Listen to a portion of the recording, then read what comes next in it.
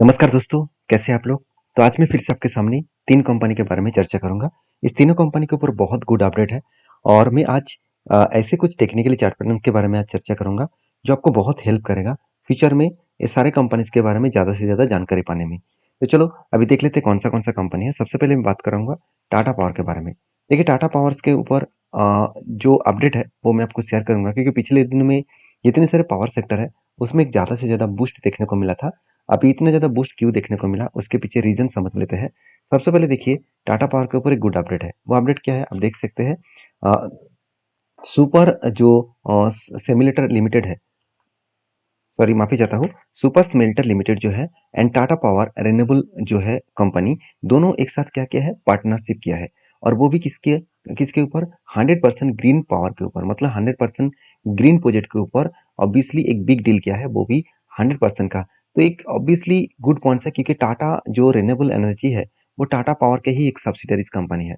तो basically Tata powers को ही directly यहाँ से फायदा मिलेगा क्योंकि टाटा पावर के अगर एक चीज़ को नोटिस करना कि जब क्वार्टरली रिजल्ट हम लोग देखते हैं तो वहाँ पे एक ऑप्शन होता है आदर्श इनकम। तो कंपनी की आदर्श इनकम लगातार बढ़ते चले जा रहे हैं। ये लगातार आदर्श इनकम में बढ़ने का मेन रीजन क्या है? वो रीजन यही है कि टाटा पावर्स खुद के बिजनेस के साथ साथ जो इसका सब्सिडरीज बिजनेस है वहां से भी कंपनी का अच्छा खासा यहाँ पे रेवेन्यू जनरेट हो रहा है। तो वही रेवेन्यूज के कारण कंपनी के ऊपर एक अच्छा खासा प्रॉफिटेबिलिटी ग्रोथ हो रहा है। क्योंकि अगर आप देखेंगे कंपनी के सेल्स जो है वो पिछले बार जो सेल्स था उससे सेल्स इस बार थोड़ा सा बढ़ चुके हैं। करीबन 12,400 करोड़ से 15,800 करोड़ बना। एक्सपेंस को कंपनी कंट्रोल में रखे और इसके बाद नेट प्रॉफिट देखिए 1900 करोड़ था, अभी 2,300 करोड़ बना। तो प्रॉफिटेबिलिटी में उतना ज़्यादा ग्रोथ नहीं हुआ। इसमें क्या हुआ आदर्श इनकम ऐड हो गया। तो आदर्श इनकम ऐड होने में कंपनी का नेट प्रॉफिट जो पिछले साल 939 करोड़ बना था, इस बार वो 1000 करोड़ के ऊपर बन चुके हैं। मतलब कंपनी अच्छा खासा यहाँ पे खुद को रिप्रेजेंट कर रहा है। हाँ, मान लेता हूँ कंपनी की जो बैलेंस शीट है वहाँ पे एक चीज़ को नोटिस करना, कंपनी के रिजर्व तो बढ़े, उसके साथ साथ कंपनी का कर्जा भी बढ़ता हुआ देखने को मिले। तो कंपनी बहुत ज़्यादा कर्जा लेते हैं क्योंकि कंपनी खुद का बहुत ज़्यादा प्रोजेक्ट कंपनी को मिला है और इस प्रोजेक्ट के चलते हुए कंपनी को उसको कंप्लीट करने के लिए कंपनी ने क्या किया कर्जा उठाया। ऑब्वियसली कर्जा उठाने के बाद भी कंपनी खुद को प्रॉफिटेबल बिजनेस दिखा रहा है और अच्छा खासा प्रॉफिट दिखा रहा है। तो उसमें दम है, यही बात सोचकर आपको आगे बढ़ना होगा। अभी 2 पॉइंट्स आपको याद करना होगा। 2 पॉइंट्स क्या है? सीडब्ल्यूआईपी जो कंपनी के ऊपर इस बार 11,500 करोड़ के आसपास देखने को मिला। अभी सीडब्ल्यूआईपी होता क्या है? देखिए कंपनी के जो ऑनगोइंग प्रोसेसिंग है, जो प्रोडक्ट प्रोसेसिंग कंपनी कर रहा है, उस प्रोसेसिंग के जो इन्वेस्टमेंट है, वो इस बार कंपनी 11,500 करोड़ इन्वेस्ट किया है प्रोसेसिंग के ऊपर। और मज़ेदार बात ये भी है कि कंपनी के हाथ में 9,000 करोड़ के आसपास कैश भी है और कंपनी के इस बार 7,500 करोड़ के प्रोजेक्ट में मिला है। और सबसे इम्पोर्टेंट पॉइंट क्या है कंपनी के ऊपर, अगर फिक्स्ड एसेट के बारे में बात करूँ तो इस बार कंपनी जो फिक्स्ड एसेट परचेज किए वो कितना है? अराउंड अराउंड आप बोल सकते हैं कंपनी का टोटल फिक्स एसेट 13,500 करोड़ के आसपास है, जो पिछले बार 7,500 करोड़ के आसपास था। मतलब कंपनी इस बार डबल फिक्स एसेट को परचेज किया। मतलब कुछ बड़ा धमाका कंपनी करने जा रहा है। और इसी बेसिस में लास्ट कुछ फ्यू डेज में कंपनी का अगर डेटा दिखा दूं तो लास्ट कुछ फ्यू डेज में कंपनी का वॉल्यूम धीरे धीरे करके बढ़ता हुआ देखने को मिले। देखिए 39% से 50% के आसपास कंपनी का वॉल्यूम आपको देखने को मिला है।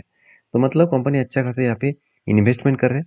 और उसी बेसिस में अगर मैं टेक्निकली चार्ट पैटर्न्स के बारे में बात करूँ तो आप देख सकते हैं कंपनी के ऊपर जो जो यहाँ पे परफॉर्मेंस है उस हिसाब से बात करूँ तो कंपनी के ऊपर देखिए एक रेंज बना था, उस रेंज को फाइनली ब्रेकआउट हुआ, रिटेस्ट किया, उसके बाद देखिए धीरे धीरे करके वो ऊपर जा रहा है और इसी लेवल तक जाकर वो टारगेट अचीव किया। मतलब एक बेस्ट तरीके से टारगेट को वो कंपनी अचीव किए। देखिए जब भी कोई रेंज बेसिस में ट्रेड बनता है मैं हमेशा 1:3 रेशियो का टारगेट लेकर चलता हूँ। मतलब 1% का स्टॉप लॉस एंड 3% का टारगेट। जब मुझे ब्रेकआउट मिला था, जब यहाँ पे रिटेस्ट मिला, तब मैंने जब एंट्री लिया था मैं आपके साथ भी शेयर किया कि कंपनी के ऊपर किस लेवल में मुझे एंट्री लेना है और कहाँ तक मुझे होल्ड करना है। तो जो परसेंटेज वाइज मुझे रिटर्न मिला वो कितना रिटर्न मिला, अगर वो मैं आपके साथ शेयर करूँ तो स्टॉप लॉस कितना था और टारगेट कितना था। तो बेसिकली जो टारगेट था मेरा वो 29% के और ऑलमोस्ट 30% के आसपास टारगेट था। तो शानदार तरीके से यहाँ पे टारगेट को कंपनी अचीव की है। तो आपकी क्या राय है जरूर कमेंट्स करना। फिलहाल के लिए मेरा कोई ट्रेंड नहीं है, जब कोई फ्रेश एंट्री बनेगा तो मैं आपके साथ शेयर करूंगा। नेक्स्ट जो कंपनी उसका नाम है केपीआईटी टेक्नोलॉजीज लिमिटेड। देखिए केपीआईटी टेक्नोलॉजीज बेसिकली एक ऑटो सेक्टर से के साथ जुड़े हुए कंपनी से, हाँ कंपनी एक आईटी सेक्टर कंपनी है और कंपनी काम करते हैं ऑटो सेक्टर के ऊपर क्योंकि पूरा कंपनी डिपेंडेंट ऑटो सेक्टर के ऊपर है। और इस कंपनी की खासियत पॉइंट यही है कि ऑटो सेक्टर जितना बूस्ट होगा उतना ही इस कंपनी के बूस्ट भी देखने को मिलेगा। जैसे कंपनी की जो मार्केट कैप है वो करीबन 39,900 करोड़ के आसपास बन चुके हैं, क्योंकि कंपनी का करंट प्राइस जो है वो 1400 के आसपास है।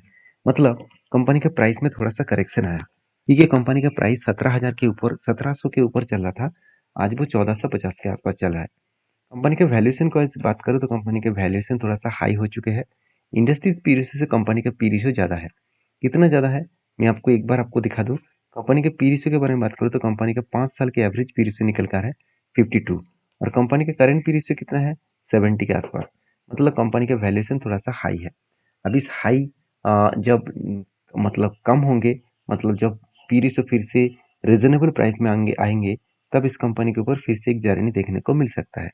अभी कंपनी के पीवी रेशियो के बारे में बात करूँ तो मतलब प्राइस टू बुक वैल्यू के बारे में बात करूँ तो आप देखेंगे पीवी रेशियो भी सेम टू सेम लेवल में है, जो करीबन 18 के आसपास है। जो इसका हाई था करीबन 25 के आसपास, थोड़ा सा करेक्शन हुआ है। बाकी इस कंपनी ने अच्छा खासा खुद को रिजल्ट को पब्लिश किया। जैसे आप देखेंगे आईटी सेक्टर में लास्ट क्वार्टर्स में कंपनी के ऊपर सारे कंपनीज के ऊपर सेल्स खराब हुआ, फिर भी मतलब इस केपीआईटी के ऊपर कोई भी खराबी नहीं है, क्योंकि 1000 करोड़ से 1300 करोड़ बना, और एक्सपेंस को मिटाने के बाद कंपनी का नेट प्रॉफिट 112 करोड़ से 166 करोड़ बना। मतलब कंपनी के ऊपर अच्छा खासा यहाँ पे नेट प्रॉफिट ग्रोथ होता देखने को मिला है। मतलब कंपनी खुद को अलग लेवल में रिप्रेजेंट कर रहा है।